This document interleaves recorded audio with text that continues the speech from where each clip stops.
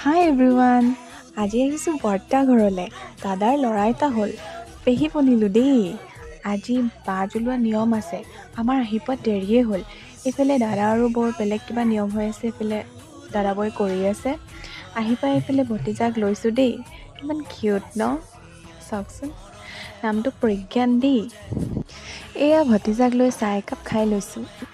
চাহকাপ খাই বাহিৰলৈ গৈছোঁ। এইফালে দেখিছেনে, চব মানুহ বাহিৰতে বহি আছে।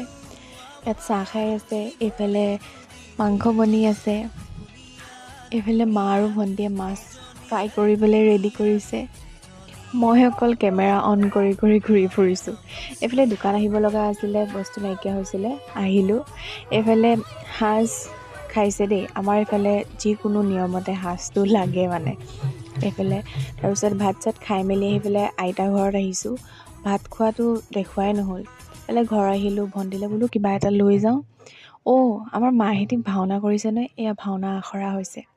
মা নকুল হৈছে দেই। ভাওনাখন 14 মাৰ্চত আছে, চাব আহিব দেই। আৰু আজিলৈ আহিছোঁ, বাই বাই।